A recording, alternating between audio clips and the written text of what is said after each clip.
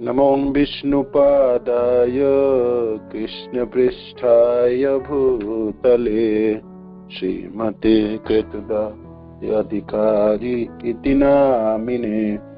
नमो विष्णुपादाय कृष्णपृष्ठाय भूतले श्रीमते भक्तिवेदांत स्वामी इति नामिने। नमस्ते सारस्वते देवे गौरवाणी प्रचारिणे निर्विशेष शून्यवादी पाश्चात्य देशतारिणे। शील प्रभुपाद की जय, गुरु महाराज की जय। निताय गौर प्रेमानंदे हरि हरि बोल। जय जय श्री चैतन्य जय नित्यानंद जय अद्वैत चंद्र जय गौर भक्त वृंद। जय जय श्री चैतन्य जय नित्यानंद जय अद्वैत चंद्र जय गौर भक्त वृंद। जय जय श्री चैतन्य जय नित्यानंद जय अद्वैत चंद्र जय गौर भक्त वृंद। श्री चैतन्य प्रभु की जय, श्री नित्यानंद गोसाई की जय, श्री अदित्य ठाकुर की जय, श्री गदाधर पंडित की जय, श्रीवास आदि गौर भक्त वृंद की जय। निताय गौर प्रेमानंदे हरि हरि बोल। आप सब भक्त वृंद की जय। तो चैतन्य चरितामृत आदि लीला अध्याय 2 पूर्ण पुरुषोत्तम भगवान श्री चैतन्य महाप्रभु। तो हम श्लोक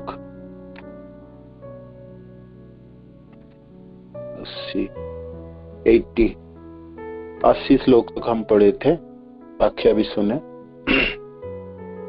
तो पिछले जो हम करके आए थोड़ी सी बता देते हैं। पिछले सप्ताह क्लास हुई नहीं सप्ताह। हरे कृष्ण। तो परम सत्य की 3 स्तर वदन्ति तत्तत्त्वविदस्तत्यं जत् ज्ञानम अध्ययम ब्रह्मेति परमात्मेति भगवान इति शब्दते। तो परम सत्य की 3 स्तर हैं, ब्रह्म, परमात्मा और भगवान। तो ब्रह्म की व्याख्या हमने सुने। अभी वॉइस ठीक आ रहा है? आप बताइए तो, सुनाई दे रहा है? हरे कृष्णा। हरे कृष्णा प्रभु जी, आ रही है आवाज? ठीक आ रही है? वो आ रही है ना? ठीक है। हरे कृष्णा प्रभु जी, बेटर है पहले से, थोड़ा सा क्रैक कर रहा है अभी भी ना, देखते हैं वो हो जाएंगे। जी प्रभु जी, हल्का हल्का सा ना क्रैकिंग साउंड है। देखते। तो ब्रह्म की व्याख्या हमने सुने, उसके बाद परमात्मा का भी है, कृष्णदास कविराज गोस्वामी वर्णन किए, और अब भगवान। तो 6 ऐश्वर्य परिपूर्ण स्वयं भगवान की व्याख्या चल रही है। तो वो हमने बहुत सारे श्लोक हमने श्रवण किए, कुछ बाकी भी है इस अध्याय की। तो 6 ऐश्वर्य परिपूर्ण भगवान। तो जो भगवान है, भगवान की समझाने के लिए कृष्णदास कविराज गोस्वामी भागवत से 2 श्लोक उद्धृत किए। एक तो 1.2.8 एक श्लोक है वदन्ति तत्तत्त्वविदस्तत्यं जत् ज्ञानम अध्ययम। ये 1.2.11 ये श्लोक है वदन्ति तत्तत्त्वविदस्तत्यं जत् ज्ञानम अध्ययम ब्रह्मेति परमात्मेति भगवान इति शब्दते। तो तथ्य वस्तु को जानने वाले जो तथ्यविद है वो जानते हैं जो परम सत्य है, जत ज्ञानम अध्ययम, परम सत्य जो अध्यय ज्ञान है वो 3 स्तर में जाना जाते। ब्रह्मेति, ब्रह्म जो भगवान के शरीर के किरणें हैं, विकिरणें जो हमने श्रवण किए। परमात्मेति जो अंतर्जामी के रूप में जो हृदय में विराजमान रहते हर जीवों के, वो परमात्मा और भगवान इति शब्द थे, और भगवान के रूप में। तो ये 3 रूपों में जाना जाते हैं। तो ये एक श्लोक दिए हैं, और दूसरा श्लोक है जब सुत गोस्वामी पाद भागवत में नैमिषारण्य में भगवान के अवतार को गिना रहे थे। अध्याय स्कंद 1 फर्स्ट कैंटो में अध्याय 2 में समस्त अवतारों के, अध्याय 3 में समस्त अवतारों के स्रोत कृष्ण, तो उसपे 22 अवतारों की वर्णन किए सुत गोस्वामी पाद। भगवान 22 अवतारों के, भगवान विष्णु की अवतार तथा वर्णन कर रहे थे, भगवान के अवतारों की वर्णन कर रहे थे। तो इसमें 22 अवतारों की वर्णन है। तो उनमें से 4 कुमार से शुरू करके सनक, सनातन, सनंद, सनत कुमार, नारद आदि, व्यासदेव, ऋषभ देव और से शुरू करके नर नारायण और मत्स्य, कूर्म, वराह, नृसिंह, है ना, और ये सब वर्णन करते करते करते 19वां है बलराम जी को गिनाए, 20 में भगवान कृष्ण को, 21 में भगवान बुद्ध और 22 में कल के अवतार जो आने वाले हैं इस कली के अंत में। जब सत्य कली समाप्त होंगे, सत्ययुग दोबारा शुरू होंगे, उस संधि काल में कल की भगवान अवतार लेंगे।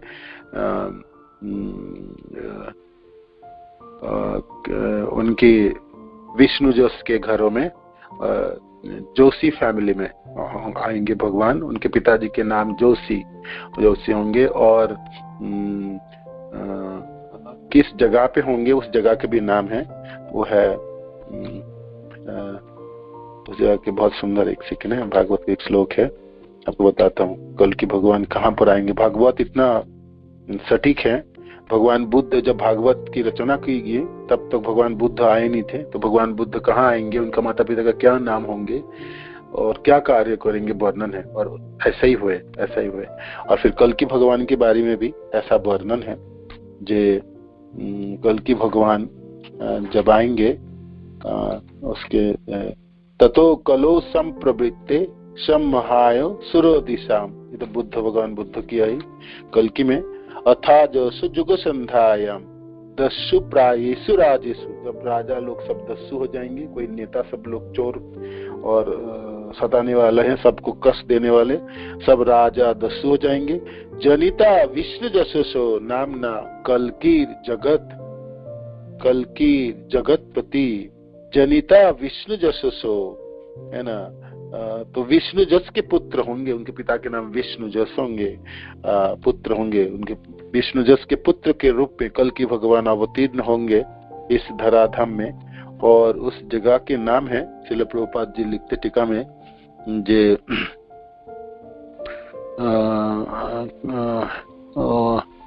मध्य प्रदेश में एक जगह है, अभी भी मैं भूल जा रहा हूँ, वो वहां पर जन्म होंगे, जगह के गांव है, एक जगह होंगे से पिता तो कल की जस वो हुआ विष्णु जस में, तो ब्राह्मण के घरों में जन्म लेंगे भगवान कल के अवतार के। तो ये 22 अवतारों के वर्णन के।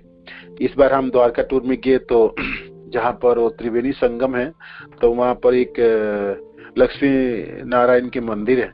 तो उस लक्ष्मी नारायण के मंदिरों की दीवालों पे पूरे 22 अवतारों की वर्णन है, 4 कुमार से शुरू करके 22 अवतार, है ना। ऐसे तो जयदेव गोस्वामी गीत गोविंद में 10 अवतार के वर्णन करते हैं, भगवान 10 अवतार हैं, किंतु भगवान ये भागवत में 22 अवतारों की वर्णन है। तो जब 22 अवतारों के वर्णन कर दी तो सुत गोस्वामी पाद थोड़ा डरने लगे, जे मैं इस अवतारों में भगवान कृष्ण को भी गिना दिए, तो लोग आने वाले दिनों में सोचेंगे कि कृष्ण भी एक अवतार है ना, और लोगों में ये गलतफहमी फैल जाएंगे, हालांकि फैला ही हुआ है। तो उनको सटीक रूप में वर्णन करने के लिए ये श्लोक भागवत में आई 1.3.28 एते चांसकला पुंसः कृष्णस्तु भगवान स्वयं इंद्रारी वैकुलम लोकम मीरयंती जुगे जुगे। तो एते, ये जो सब ये जो मैं वर्णन किया हूं ऊपर, ये अंश होंगे भगवान के, नहीं तो अंश के अंश कला होंगे। तो इनमें से जो कृष्ण है वो स्वयं भगवान है, ये अवतार ही नहीं है, ये अवतार है ना। इस एक श्लोक में ये इसकी परिभाषा सूत्र कहलाता है, भागवत की सार है इस श्लोक में। और तो ये कृष्ण जो है ये स्वयं भगवान है, बाकी सब उनके अंश है या अंश के अंश, उनके अंश होंगे या कला होंगे, है ना। अंश के अंश मीन्स कला है। तो जब इंद्र आदि देवता अतिष्ठ हो जाते हैं और पीड़ित होते हैं, तब उनकी दुष्ट के दमन और भक्तजनों की रक्षा करने के लिए और सब जगह शांति स्थापन करने के लिए भगवान हर युग में आते हैं और मीड़यंती जुगे जुगे सुरक्षा प्रदान करते हैं सबों के। इंद्र आदि जो देवता देव लोगों की अध्यक्ष है, इंद्र तीनों लोगों की अध्यक्षता, तीनों लोगों की संचालन करते हैं इंद्र के माध्यम से, तो ये सुरक्षा प्रदान करते हैं। इंद्रादि इंद्रारी, इंद्र की अरी, इंद्रारी बेकुलम लोक, जब इंद्र की अरी सारे लोगों को पीड़ित कर देते हैं, उस समय सुरक्षा प्रदान करने के लिए मीड़यंती जुगे जुगे भगवान प्रकट होते हैं तरह तरह के। कभी खुद आते हैं, कभी अपने अंश को भेजते हैं, तो अंश के अंश को भेजते हैं। तो इस श्लोक के माध्यम से कविराज गोस्वामी कहते हैं जे भगवान जो है स्वयं कृष्ण है, कृष्ण अवतारी है, कृष्ण अवतार नहीं है। तो फिर आगे मानो कि कोई लोग तर्क प्रस्तुत करेंगे जे देखो ये जो नारायण है ये तो 4 भुजा वाले हैं, आपके कृष्ण तो 2 भुजा वाले हैं, तो फिर 4 से 2 होते हैं कि 2 से 4 होते हैं। तो कविराज गोस्वामी कहते हैं ये क्या बुद्धों की जैसा बात करते हैं, ये तो कोई तर्क नहीं हुआ। 4 भुजा होने से ही वो भगवान अवतारी हो गए, और 2 भुजा कृष्ण 2 भुजा है तो वो अवतार है, तो ये तो कोई तर्क नहीं है, ये तर्क ठीक नहीं है ना। और भुजाओं की बात आए तो कृष्ण कभी कभी 4 भुजा भी हैं। आप द्वारका प्रदेश में जाएंगे तो वहां पर कृष्ण हर जगह में 4 भुजा है, शंख चक्र गदा पद्मधारी है, उसमें 2 भुजा वाले नहीं है कोई। तो भुजाओं के ऊपर तो कोई निर्भर नहीं है, शास्त्र प्रमाण चाहिए। तो कविराज गोस्वामी कहते हैं ये शास्त्र है, ये जो भागवत है अमलम है ना। तो भागवत क्या कहते हैं, बाकी शास्त्र क्या कहते हैं, उसके ऊपर निर्धारण। और फिर आगे व्याकरण की बात की कृष्णदास कविराज गोस्वामी, ये जो लोग भी थोड़ी बहुत संस्कृत के व्याकरण को जानते हैं, तो व्याकरण की जो नियम है ये पहले तो अनुवाद आएंगे और उसके बाद विधेय होते हैं, है ना। अनुवाद मीन्स कर्ता, जिसके बारे में कहा जा रहा है, बस जो कह रहा है उसको अनुवाद कहलाते हैं। और जो विधेय है, कर्ता के बारे में जो वर्णन आती है, इसको विधेय कहता है। जैसे ये विप्र परम पंडित, ये जो विप्र है ये परम पंडित है। ये विप्र जो है, ये जो ब्राह्मण है, ये अनुवाद हुई, परम पंडित उनका विधेय हुई। तो परम पंडित शब्द से कोई कहे जो परम पंडित है, तो स्वाभाविक प्रश्न होते भाई किसके बारे में कहा जा रहा है, कौन है। तो कोई एक व्यक्ति तो होगा, तो वो व्यक्ति पहले होंगे, न कि व्यक्ति बाद में आता हो, है ना।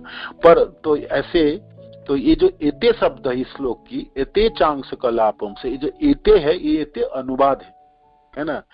इनके अंश कला, तो किनके अंश, वो कृष्ण की अंश तथा कला है, तो ये अनुवाद है।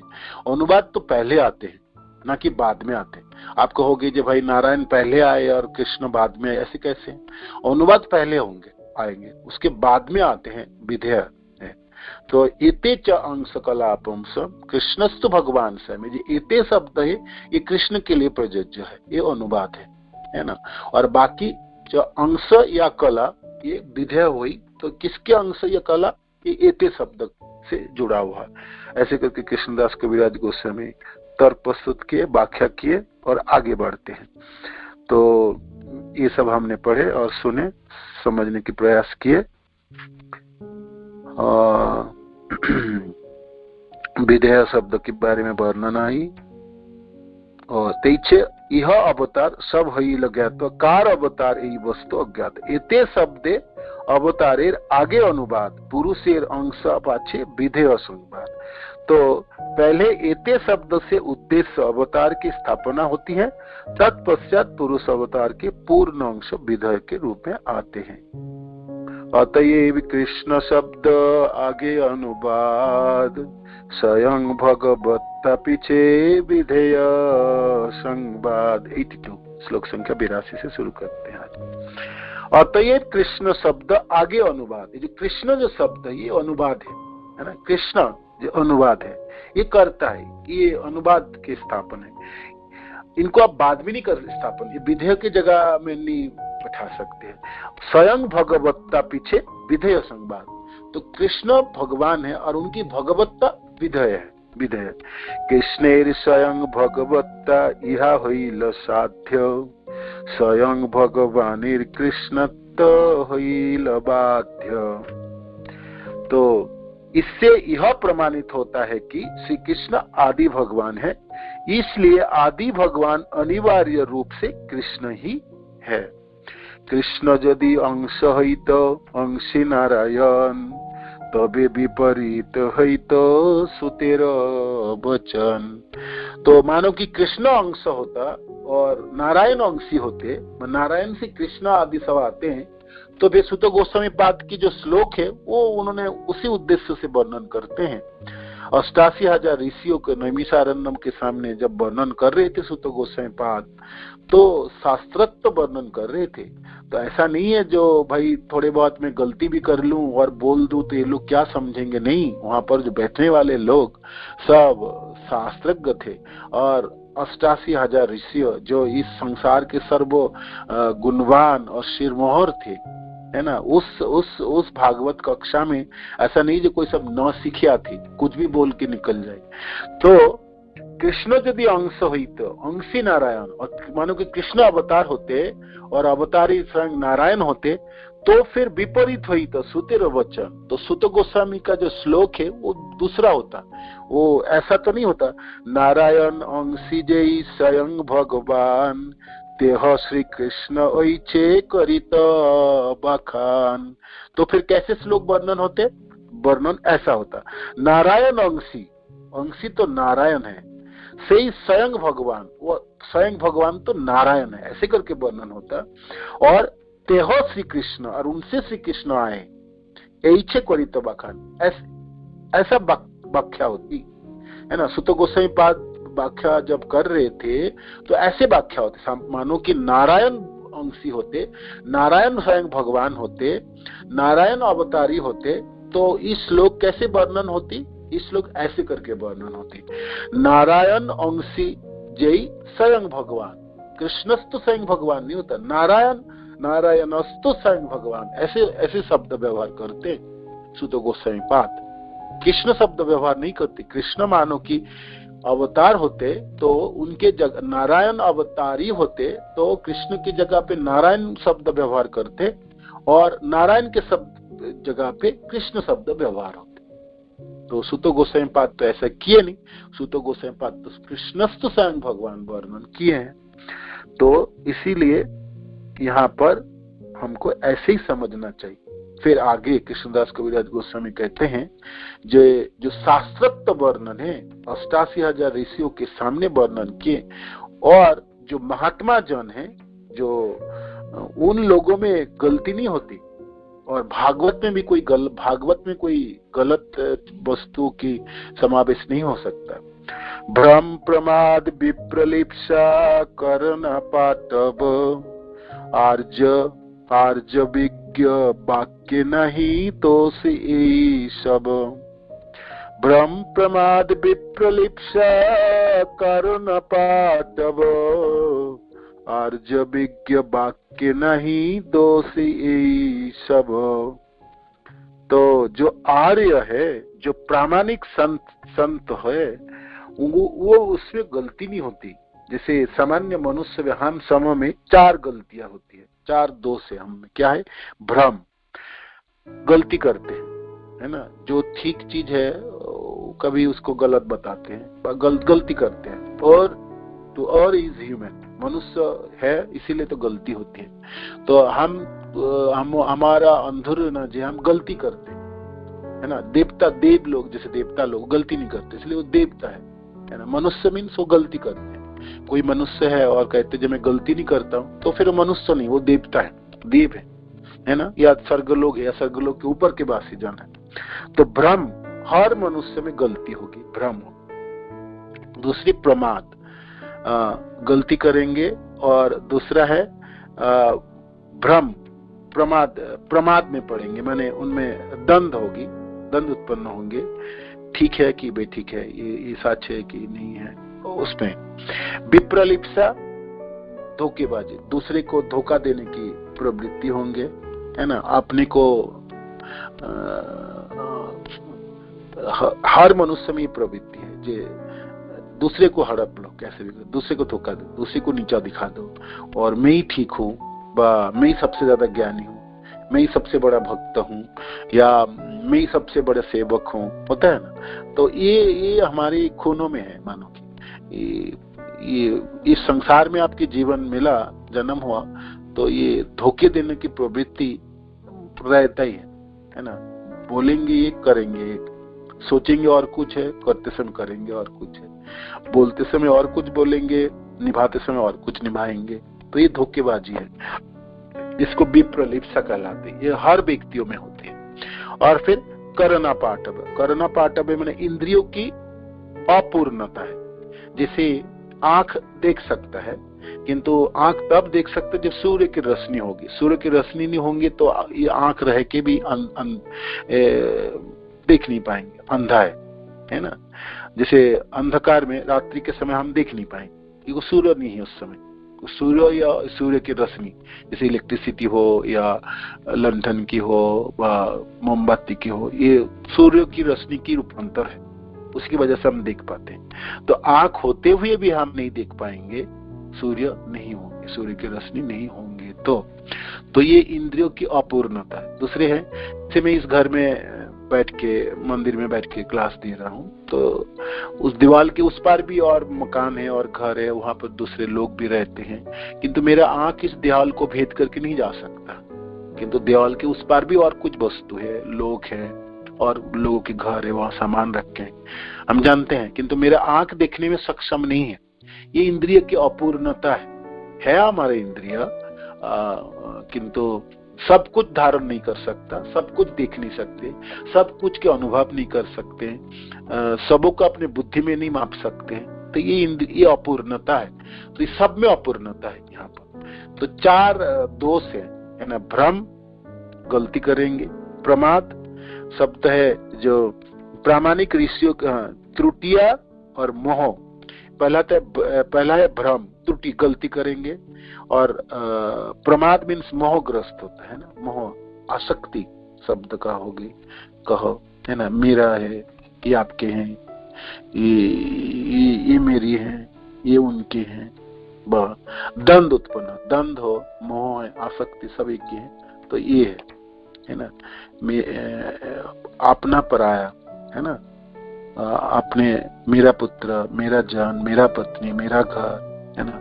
दूसरे के रास्ते में आप चलोगे, वो लोग दूसरे लोग हैं, दूसरे है ना। तो ये मोह है ना, ये एक मोह है अपना, ये मोह है ना।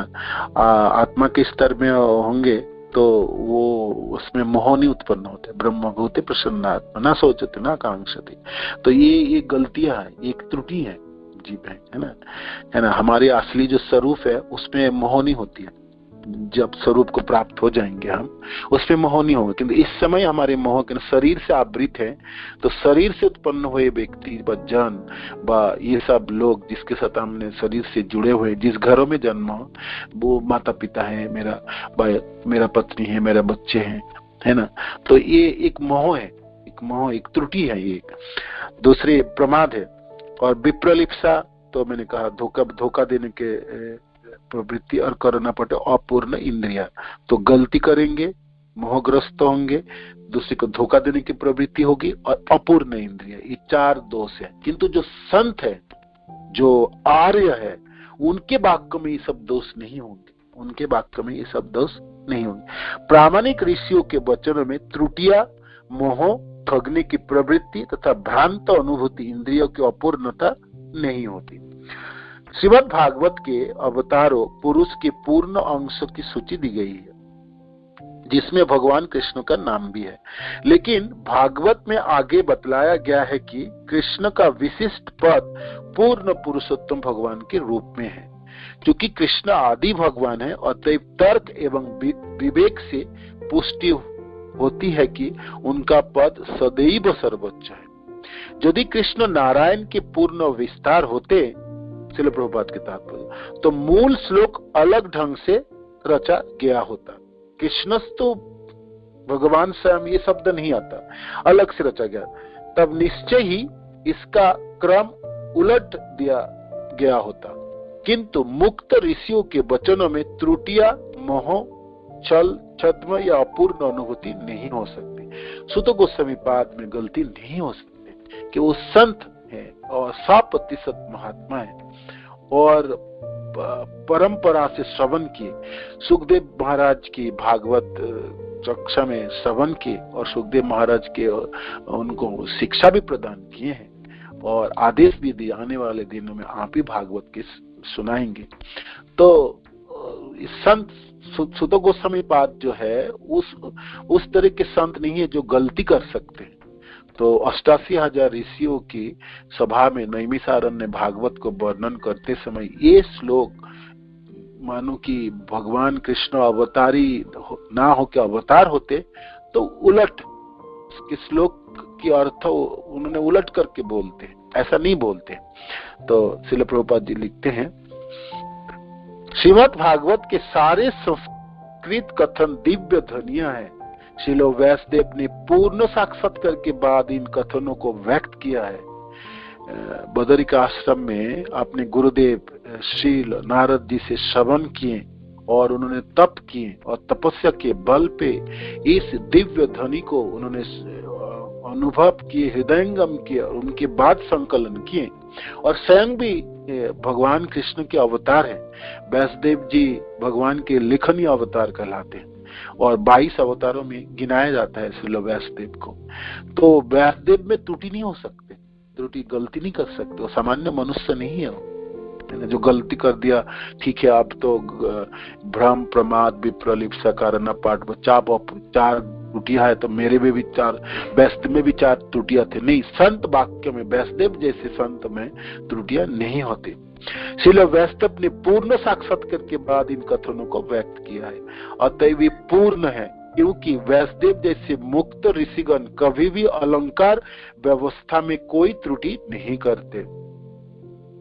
जब तक मनुष्य इस तथ्य को स्वीकार नहीं करता तब तक शास्त्र से किसी प्रकार की सहायता प्राप्त करने की चेष्टा व्यर्थ है। तो वो शास्त्र की अनुयायी बात नहीं करेंगे तो बेकार तर्क वितर्क देंगे और कभी भी समझ नहीं पाएंगे तत्व को। भ्रम का अर्थ है मिथ्या ज्ञान या त्रुटियां है, तथा रज्जु को सर्प या किसी सीप को सोना मान लेना। रास्ते में मानो कि किसी रज्जु, एक रस्सी गिरा हुआ है और अंधेरे में आप ठीक से नहीं देख पा रहे तो कभी कभी भ्रम होता है कि सांप तो नहीं है, या कोई एक बोतल की ढक्कन पड़ा है और उसमें चांदनी रातों की चंद्रमा की किरण पड़ के चकमगाता है तो हम कभी कभी सोचते हैं क्या ये सोना तो नहीं है ना। हालांकि सोना नहीं है, वो तो राबर या टीन के ढक्कन था, है ना। तो ये भ्रम है। किसी वस्तु को जो वो नहीं है वो समझ लेना, ये भ्रम करना। जैसे रज्जु को सर्प समझ लेना या सीप को, ढक्कन को, टीन के ढक्कन को सोना समझ लेना, तो ये भ्रम है। ध्यान ना देना या सच्चाई को गलत समझना प्रमाद है। सच्चाई को गलत समझना, है ना, प्रमाद है। जैसे आत्मा, हमारे जो स्वरूप है, हम आत्म स्वरूप है, किंतु शरीर से ढका होने के नाते वो तो हमको पता ही नहीं।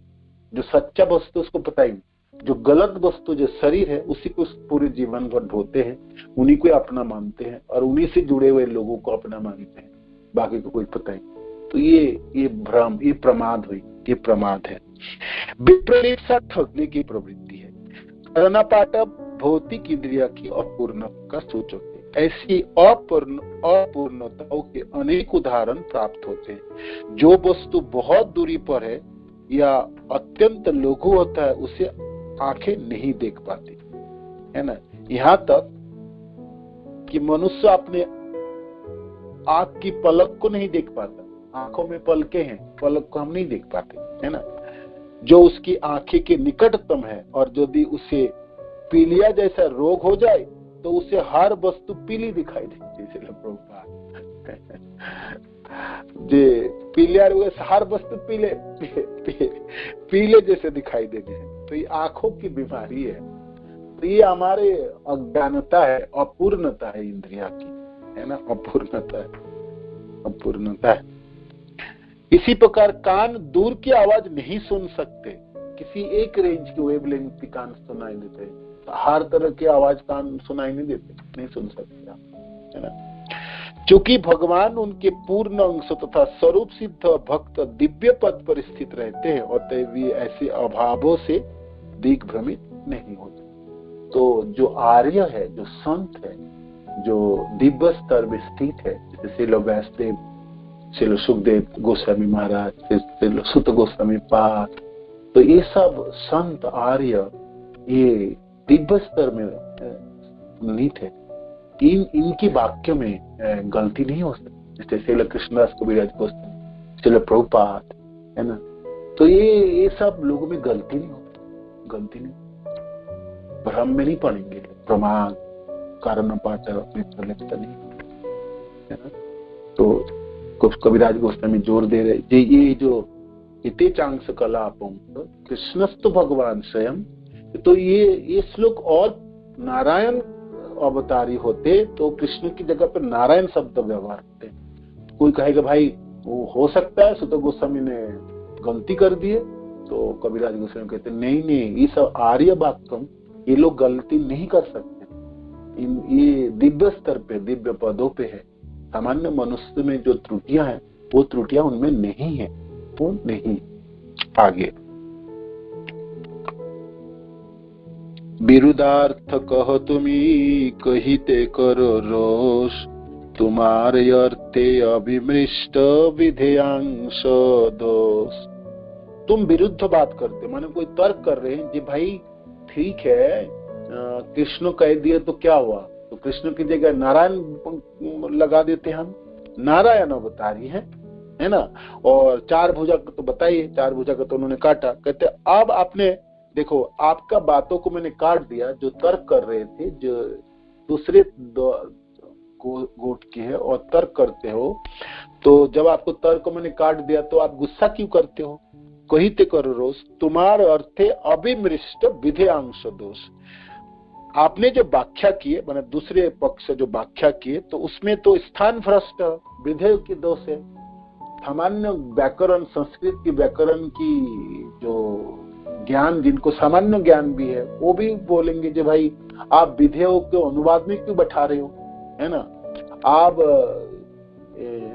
विधेयों को अनुवाद में बैठा दोगे तो बैठाने से थोड़ी बैठ जाएंगे, उसके तो व्याकरण की त्रुटियां हैं। तो मैंने तो आपको व्याकरण की त्रुटियां बता दिया। ये शब्द जो है अनुवाद है ना। ये मीन्स उन पुरुषों की अवतार है, किन पुरुषों की अवतार है, किनके अवतारों की अवतार है, वो है कृष्ण है। यहाँ पर इतने शब्द, यहाँ पर कृष्ण है। कृष्ण को आप पीछे कैसे धकेलोगे, आप विधेयों की जगह पे कृष्ण को नहीं बैठा पाओगे, है ना। तो ये तो मैंने आपको बता दिया, तो आप गुस्सा क्यों कर रहे हो, रोष क्यों करते हो। और आपके अर्थ में तो विधेयांश दोष है। आप विधेय की जगह पे अनुवाद को बैठाया, अनुवाद की जगह पे विधेय बैठाया। व्याकरण की तो गड़बड़ी कर दी आपने। जार भगवत्ता होते अन्यर भगवत्ता, स्वयं भगवान शब्देर ताहती सत्या। जिनकी भगवत्ता से अन्य सबों की भगवत्ता है, भगवान कृष्ण की भगवत्ता से बाकी सब अवतारों की भगवत्ता है। बाकी सब अवतारों में जो शक्ति है, जो ऐश्वर्य है, ये कहाँ से प्राप्त है, वो कृष्ण से प्राप्त है। ये चारों कुमार, ये नारद जी, ये नर नारायण, ये ऋषभ देव, ये मत्स्य कूर्म बराह, निसिंह वामन, ये सबों की जो भगवत्ता है, ये भगवत्ता कहाँ से आई, ये भगवत्ता कृष्ण से आए, कृष्ण से आई। स्वयं भगवान शब्देर ताहाते ही सत्य, इसीलिए स्वयं भगवान या आदि भगवान कहलाने के पात्र है। केवल वे भगवान जो अन्य समस्त भगवत्ताओं के उद्गम है वो स्वयं भगवान कहलाएगा, है ना। दीप होइते जैचे बहु दीपेर जलन, मूल एक दीप तहा करिए गणन।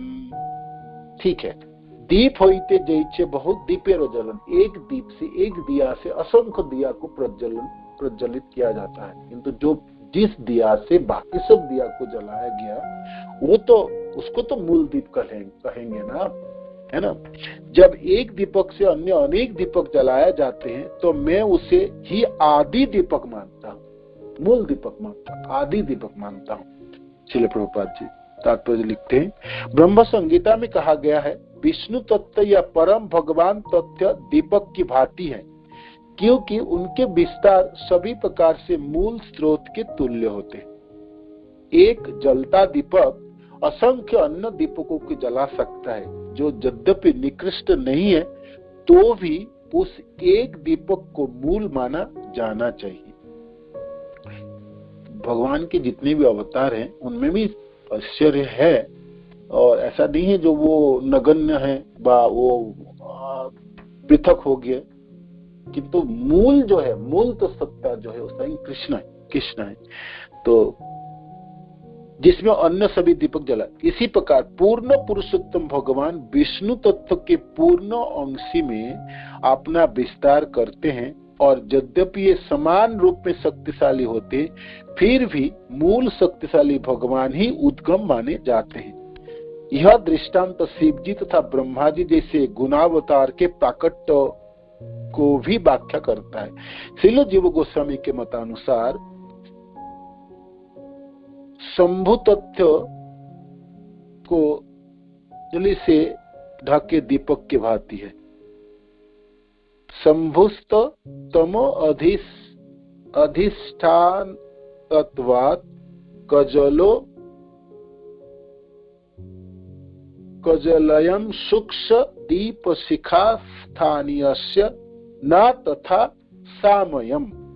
शंभु तथ्य कजली से ढके दीपक की भांति है, क्योंकि शिव जी तमोगुण के प्रभारी है। ऐसे दीपक से बहुत कम प्रकाश आता है, अतः शिव जी की शक्ति विष्णु तत्व की शक्ति की बराबरी नहीं कर सकती। मूल जो दीपक है, जो विष्णु तत्व है, जो स्वयं कृष्ण है, उनसे असंख्य अवतार है जो विष्णु तत्व है, वो तो ठीक है, बराबर के आश्चर्य रखते हैं, किंतु इनमें से और भी सत्ता अवतार व गुणावतार भी आते हैं, वो कम शक्तिशाली, कम आश्चर्यशाली, है ना। तो ये इनकी वर्णन श्रील प्रभुपाद यहाँ पर किए। तेईछे सब अवतारे कृष्ण से कारण, आर एक श्लोक सुनो कुवाक्य खंडन। इसीलिए सारे अवतार जो है वो कृष्ण से है, कृष्ण अवतारी हैं। तो मानो कि मैंने आपको 2 श्लोक वर्णन किया भागवत से, आपका तर्क अभी भी नहीं समाप्त हुए और आप विपक्ष पक्ष आप कुतर्क फिर करना चाहते हैं, तो ठीक है, आपके तर्क काटने के लिए मैंने एक और श्लोक प्रस्तुत करता हूँ, एक और प्रमाण देता हूँ। तो कृष्णदास कविराज गोस्वामी मैंने 2 प्रमाण दिया हूँ, अब मैं आपको एक प्रमाण और दूंगा। वदन्ति तत्तत्विदस्तथ्यं यत् ज्ञानम अद्वयं ब्रह्मति परमात्मेति भगवानिति शब्दते। ये श्लोक उन्होंने कोट किया प्रमाण के स्वरूप में, धीरे धीरे बताने की प्रयास करें। ये परम सत्य के 3 विभाजन होते, ब्रह्म, परमात्मा और भगवान। ब्रह्म भगवान के शरीर की किरण है, परमात्मा अंतर्जाल अंश रूप है, अंतर्जामी के रूप में विराजमान होते, और स्वयं भगवान षड़ैश्वर्य से परिपूर्ण है। इस श्लोक उन्होंने उद्धृत के भागवत से प्रमाण देने के लिए। तर्क मानो कि कृष्णदास कविराज गोस्वामी स्वयं ही प्रश्न उठा रहे, स्वयं उत्तर दे रहे। जे मानो कि आप लोग नहीं सुनोगे मेरा ये श्लोक की आपको अच्छा, आप सोचोगे इस श्लोक में क्या है, इस श्लोक में तो परम तथ्य के वर्णन आते हैं, परम सत्य की वर्णन आते हैं, भगवान की थोड़ी वर्णना है, भगवान सर्वोच्च है थोड़ी है।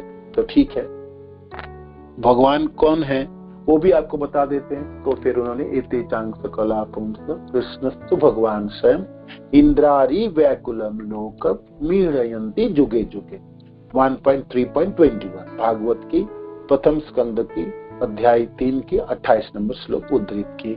जी इसमें जो देखो सुत गोस्वामी पाद ने स्वयं कहे ये कृष्णस्तु भगवान, कृष्ण स्वयं भगवान है।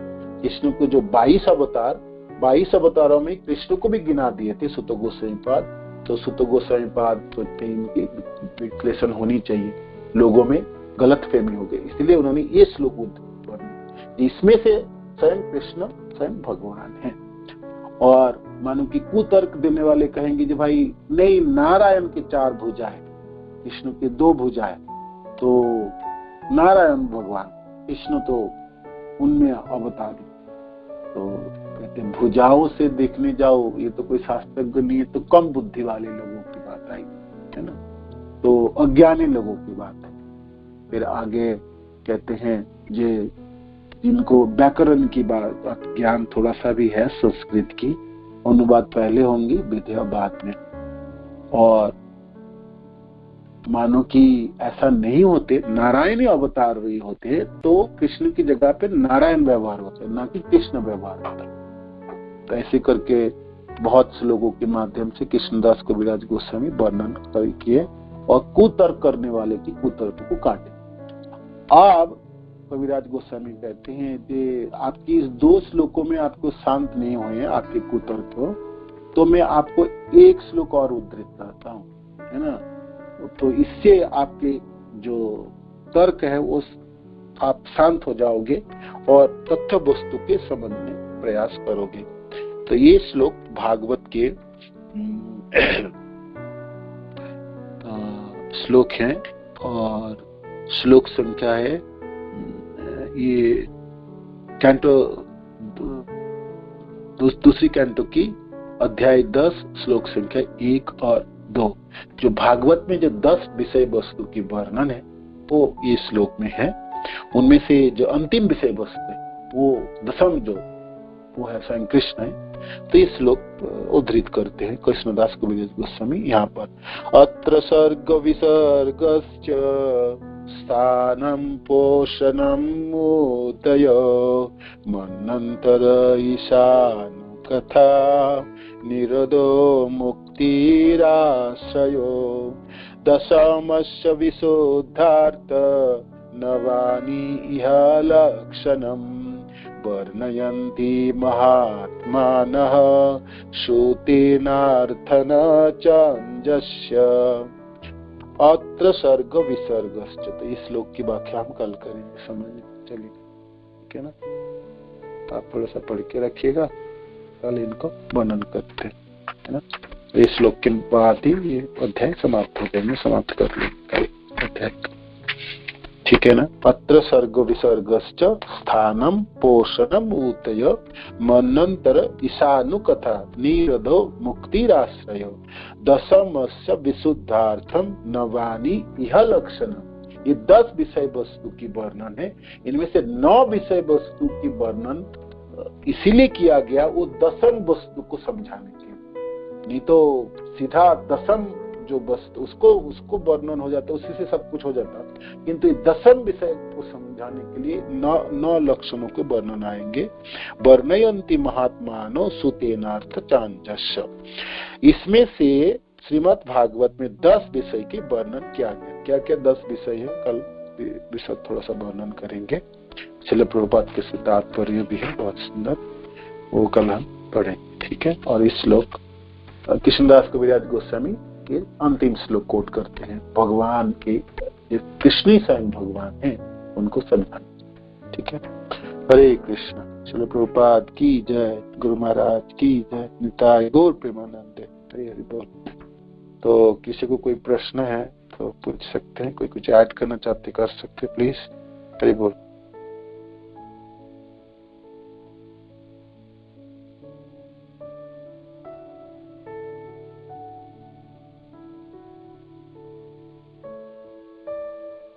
हरे कृष्ण।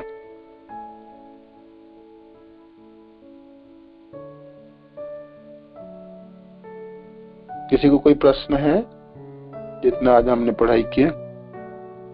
और प्रभु जी हरे कृष्ण, धन्यवाद प्रणाम प्रभु जी। धन्यवाद बताइए।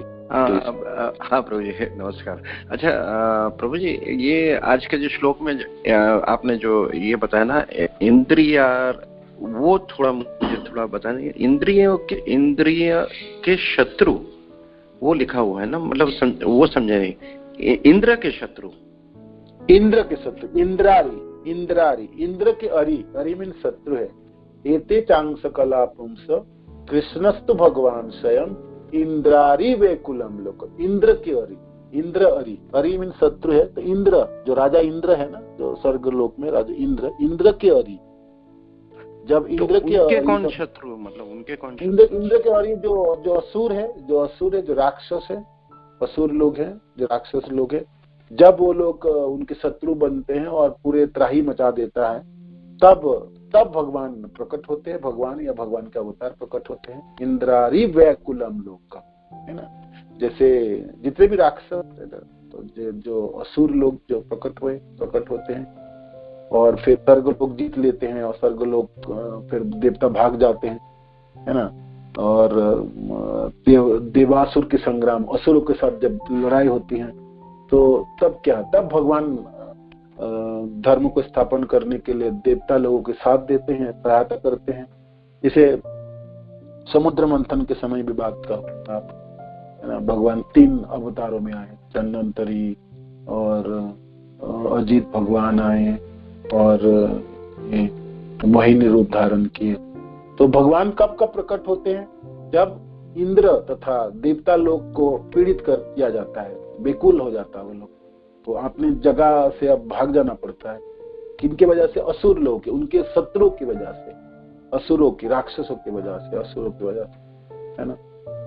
तो तब भगवान प्रकट होते। जैसे बलि महाराज है ना, बलि महाराज तो भाई असुर कुल में ही है ना, तो किंतु है भगवान के भक्त है, किंतु असुर कुल में प्रहलाद महाराज के वंशज है। तभी भी उन्होंने अपने गुरु शुक्राचार्यों के आदेश से स्वर्गलोक अधिकार कर लिए थे, और तब उनके इतने शक्तिशाली थे अपने गुरु की कृपा से बलि महाराज, तो सब भाग गए, छोड़ के सब भाग गए थे। इंद्र आदि जितने चंद्र वरुण सारे देवता लोग स्वर्ग लोग छोड़ दिए थे, है ना। उनकी शक्ति के सामने ये लोग नहीं टिक सकते।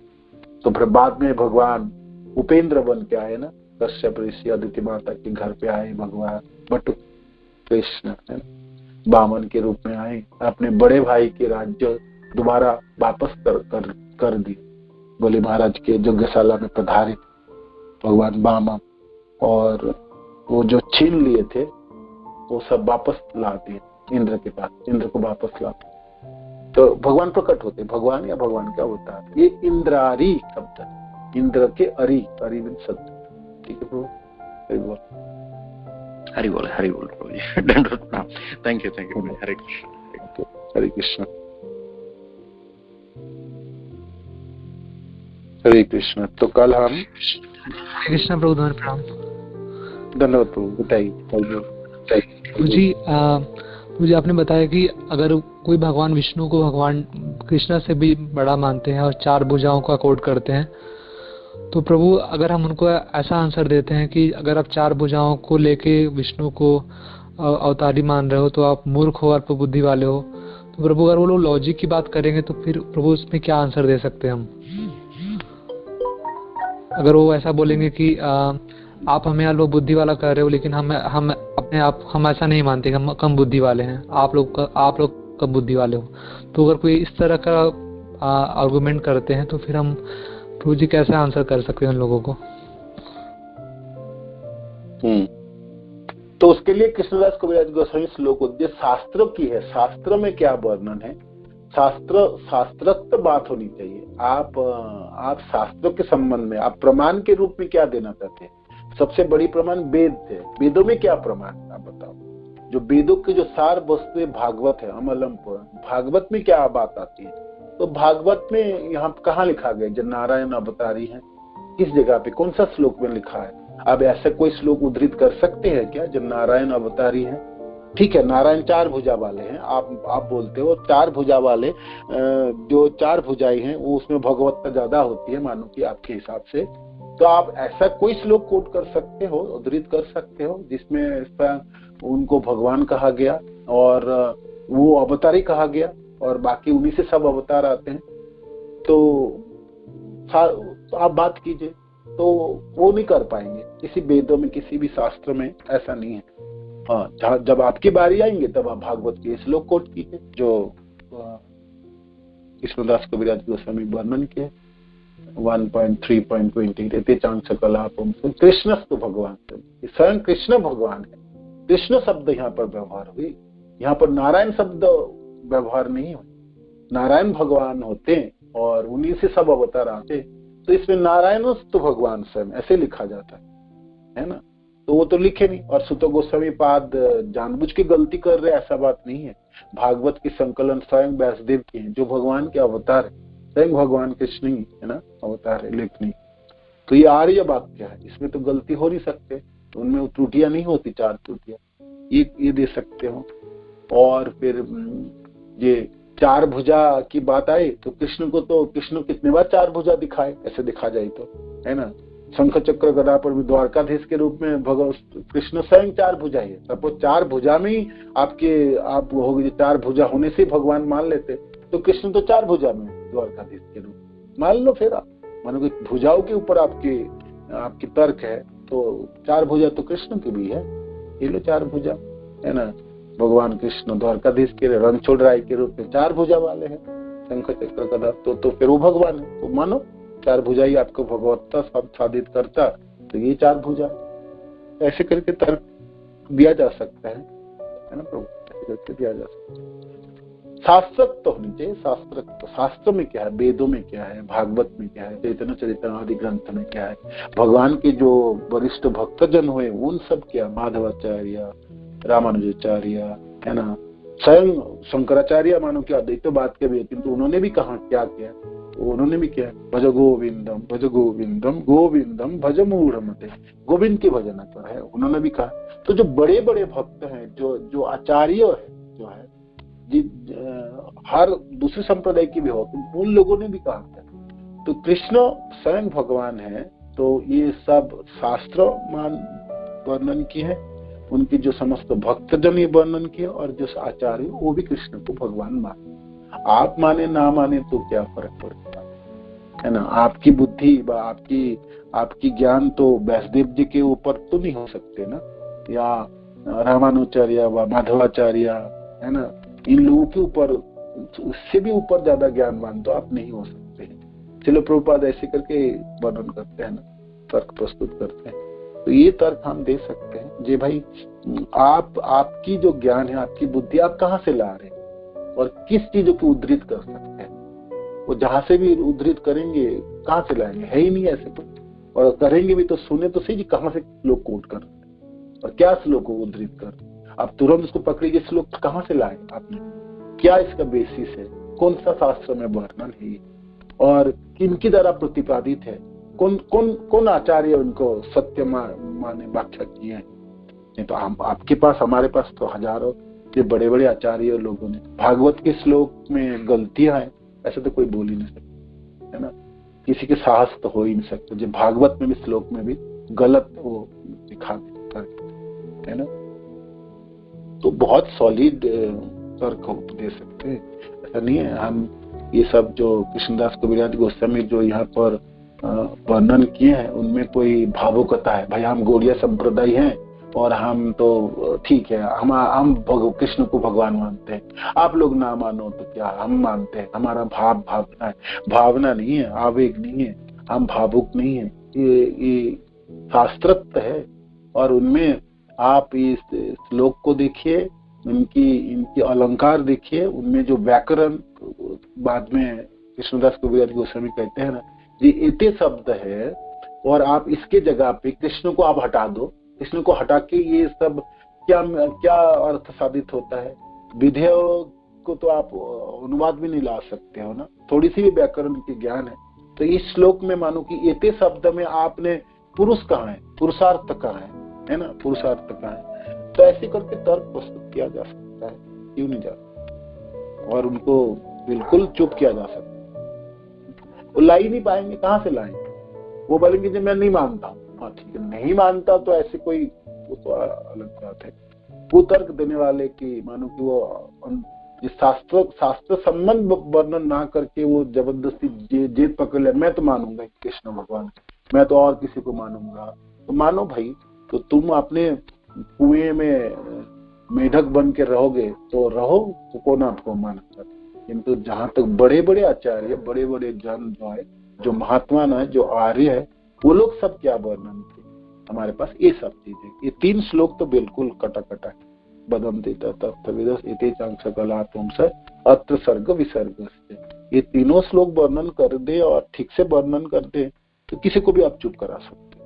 तो किसी में सामर्थ्य नहीं है जो काट के बाहर करे, है ना। उसके पास बेसिस होंगे कि कहाँ से लाएंगे, क्या बेस लाएंगे, क्या लाएंगे, आल फाल बोलेंगे वाला तो हर तरह से आप उनको चुप करा सकते, गीता से, भागवत से, चैतन्य चरितामृत से, वेदों से, किसी भी पुराण आदियों से।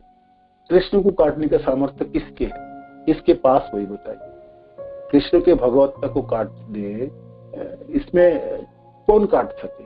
ऐसा कोई व्यक्ति नहीं हुए, ना भूतो ना भविष्य, ना पीछे कभी कोई हुए, ना कभी आगे होने वाला कृष्ण के भगवत्ता को कोई काट दिखाए, नहीं कर सकते, नहीं काट सकते।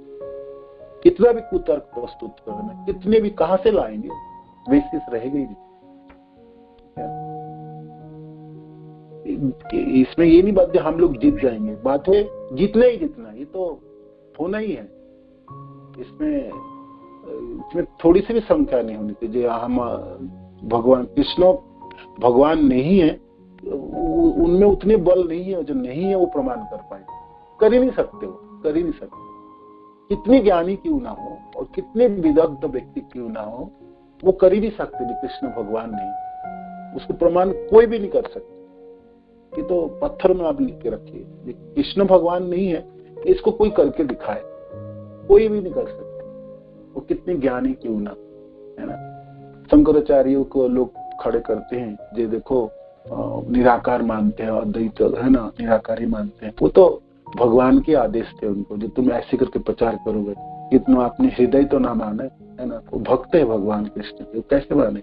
इसलिए तो लिखते हैं, वो श्लोक लिख के गए ना, भज गोविंदम भज गोविंदम गोविंदम भज मूढ़मति। ये मूर्ख व्यक्ति क्या व्याकरण लेके पढ़े हो और इस उम्र में आप ये सब कर रहे हो। गोविंद की भजना करो, यही बचाने वाले, यही बचाने वाले। कृष्ण को काटने का शक्ति सचमुच किसी को नहीं।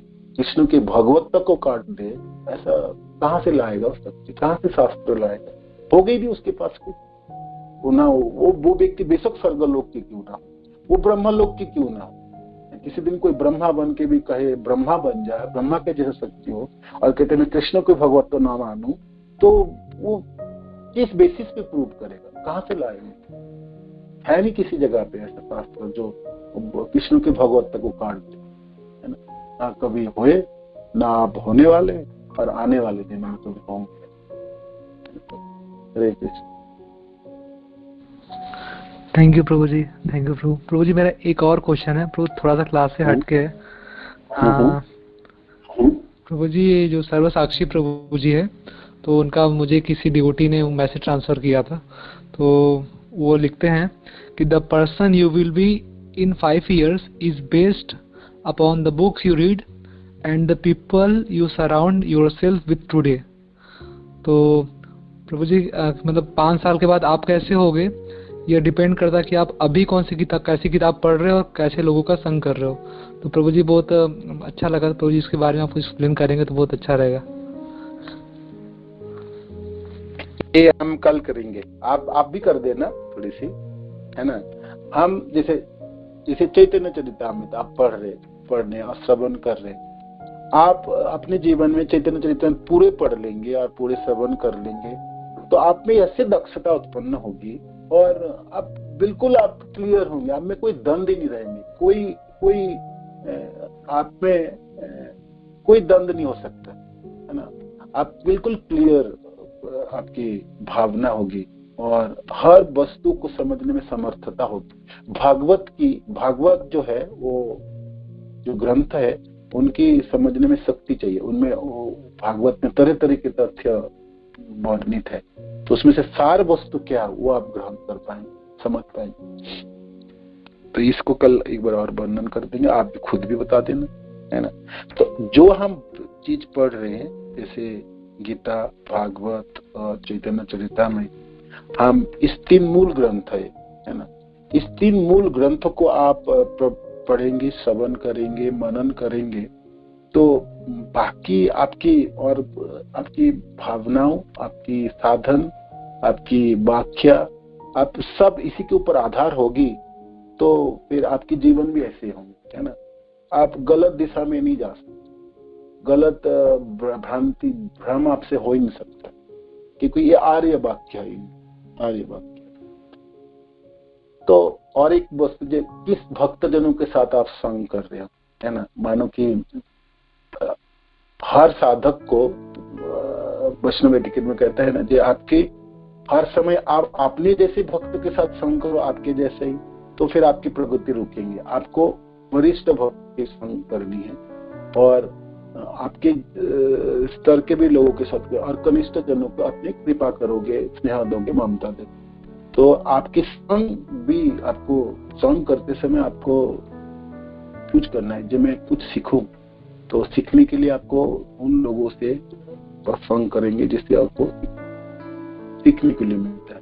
आप हर समय कनिष्ठ जनों की संग करते रहोगे तो फिर सीखोगे कैसे, या अपने समान स्तर के लोग भी, तो आपने प्रगति कैसे कर रहे हैं, लोग भक्ति करके किस स्तर तक पहुंच सकता है, तो आप समझ सकते। जो हम उच्च भक्त के संग करें, उनकी समावेश में रहे, तो इसीलिए कैसे संग कर रहे हैं उनके ऊपर आपकी प्रगति निर्भर करती है। बात सही है ना।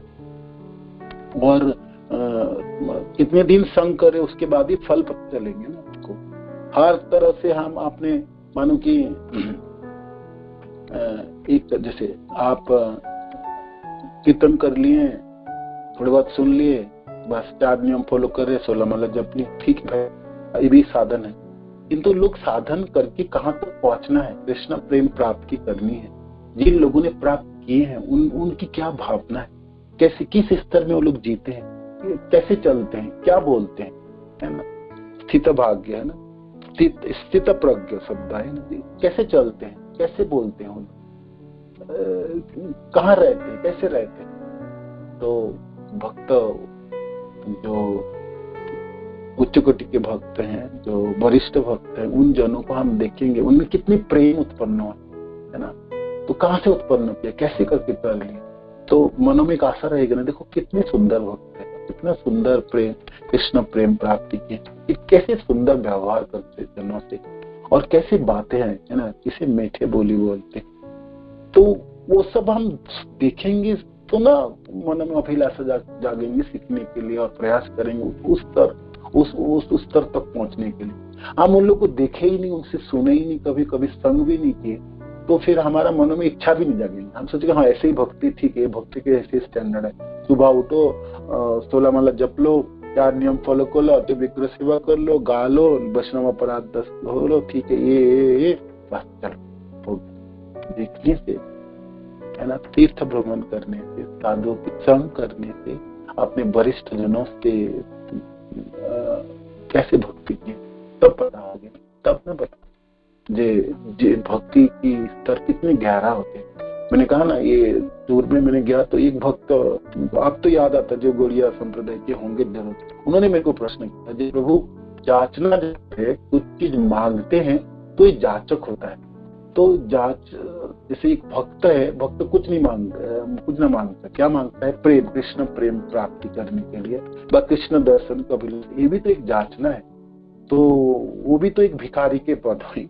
तो फिर भक्त को तो ऐसी होनी चाहिए जिसमें कोई जांचना नहीं, कुछ होना चाहिए। भक्ति करेगा, कृष्ण जहां भी रखेंगे वो रखेगा, रखो भी मारो भी, जो इच्छा तेरी। उन्होंने श्लोक कोट किया कि जहां कृष्ण आप रखोगे वहां रहेंगे, जो भी करोगे मेरे लिए मैं खुश हूँ, आपसे मांगूंगा नहीं कुछ, आप जैसे करोगे बहुत अच्छा रखोगे। तो और थोड़ी थोड़ी बात कर रहे थे, तो मैंने सोच रहा था कि ये कितने अंदरों की बात होगी, कोई ठीक है मैं समझ नहीं पा रहा था उनकी भावनाओं को। तो ये देखने से, मिलने से, संग करने से आपके हमारे भावना बढ़ोतरी होती है।